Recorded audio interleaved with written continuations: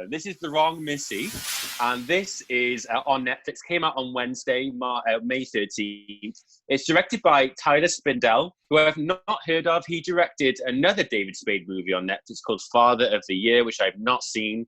Avoided that like the plague. And so this one also stars David Spade. He plays a character called Tim Morris, who is basically goes on a really horrible date with this girl called Missy, played by Lauren Lapkus. And the date does not go well. Anyway, 3 months later, he bumps into another Missy, Melissa, played by Molly Sims, who's this beautiful, gorgeous, blonde model. She's every guy's dream.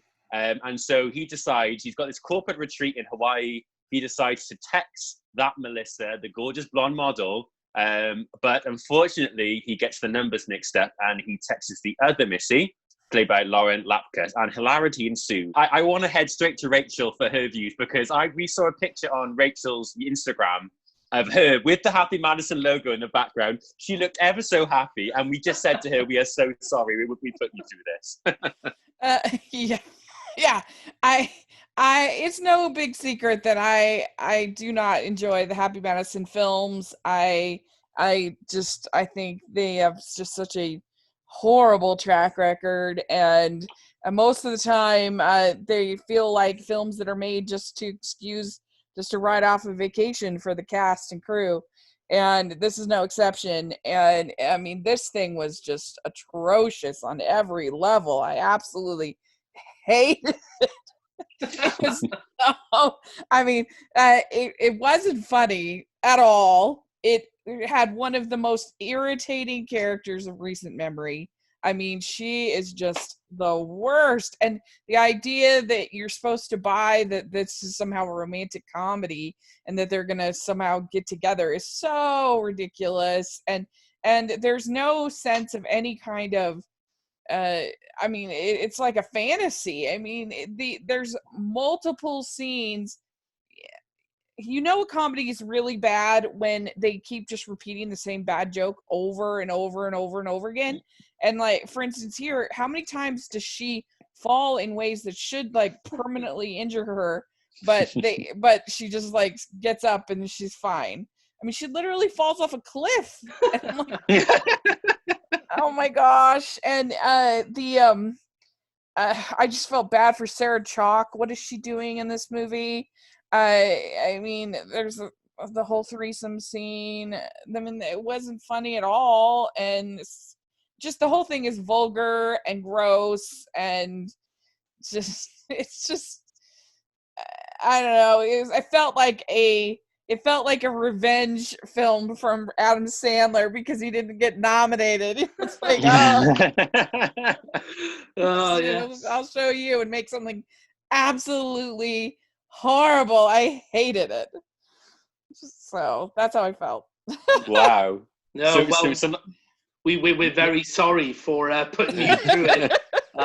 For sure. But if it's any consolation, I felt exactly the same way as you did, Rachel. And you even took one of my notes here from my book, saying that it has one of the most irritating characters I've seen on screen in recent years, played by Lauren Lapkus, which I don't think is necessarily her fault. I do like her in other stuff that she's done. But here the writing is just awful.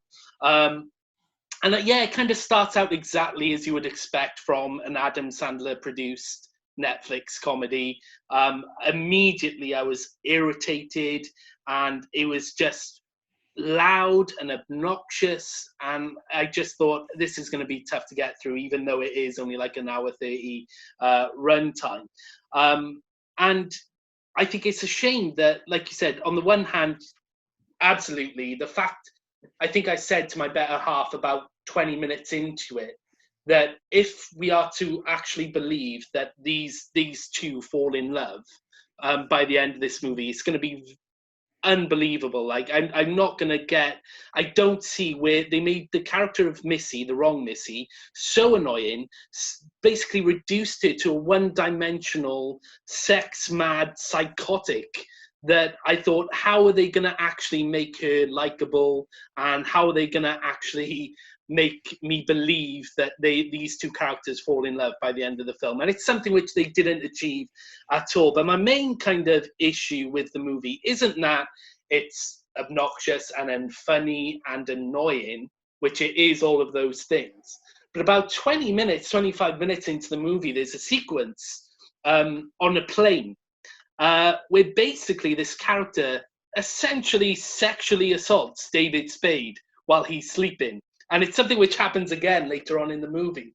And at that stage, I thought this film isn't just like unlikable and unfunny. It's just like tasteless. It's so tasteless, especially for this day and age. And I don't care if it's like roles reversed and, it's the man who's getting sexually assaulted or whatever. Like a film to kind of make a joke about that kind of thing, I don't think is appropriate, especially with everything going on in this day and age. So not only did I not find it funny, I found it offensive as well. And it got to the point where Hannah, my better half again, left the room. She after half an hour, she was like, I'm going to leave this one with you, and just kind of walked out. And I wish I could have done the same thing. I wish I could have left, but I stuck to the end of it. I thought maybe there'll be some sort of positives to it, but no, I came out of it and it is the worst film I've seen in this year, 2020, and maybe in a long time.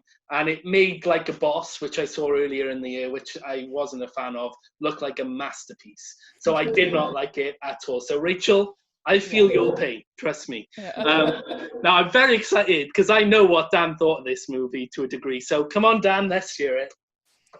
So here I go. You might as well just bury me deep under, because this is my funeral right now. This is my funeral. So I just want to point out, firstly, I don't like the Happy Madison movies. I find them really, like Rachel said, very repetitive, very generic, and very dull. I tried to sit through The Ridiculous Six, which was out a couple of years ago.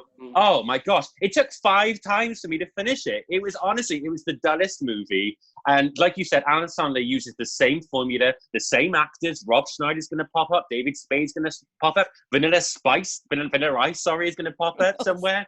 Yeah. It's crazy. And he just reuses it and reuses it. And by the sounds of it, this movie is actually done really well. It's like #1 here in the UK on Netflix. People keep watching it. So I went into this, I just thought to myself, this movie is going to be awful. It's going to be bad. And to an extent, I see where you're both coming from. A film that came out a month or so ago on Netflix called Coffee and Kareem. That was a film I really hated because it was a film that, like Joe said, it was so offensive. It was so double standards. There's a scene where Betty Gilpin slaps Ed Helms' butt. And I thought to myself, if that was the other way around, this film wouldn't get released. But somehow that film just got away with it. No one pointed it out. And I do agree, there is a scene on the plane, which I didn't actually process what actually was happening. But when someone brought it up, I was like, oh gosh, yeah, that is really bad. And so I'm not going to justify those films on this from those scenes. What I'll say is the first hour, I really was not enjoying it. I thought the characters were annoying. David Spade, I don't like him. I think he has no charisma. I think he's really boring. Yeah, very boring. Very, very boring. The worst is Nick Swardson for me. I think he's awful. I think he's the worst. I think he's worse than Rob Schneider. He's so dull. He has no funny lines. And then you have Lauren Lapkus, who is given this really annoying character. And I will just say, I thought she actually did a pretty good job in this. Like I said, she does a lot of silly stuff in it.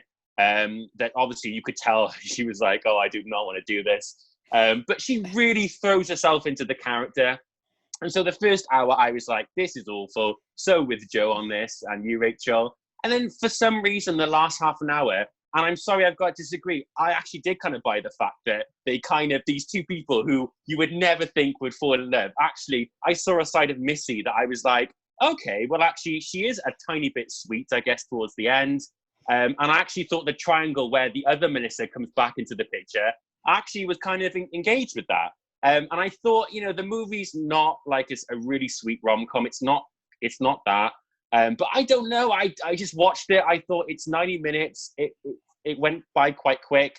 Yeah, please don't judge me on this. Please don't judge me, Rachel. I know you just know me. I'm not saying this is a good movie. But I don't know. I didn't hate it. I didn't walk out and think, oh gosh, that's like the worst movie ever.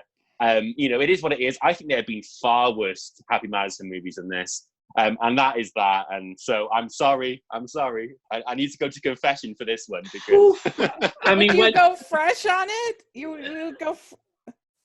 No, I wouldn't go fresh on it, but I would Okay. kind of, I would kind of All go right. like, so yeah. We can be friends. Thank you, Rachel.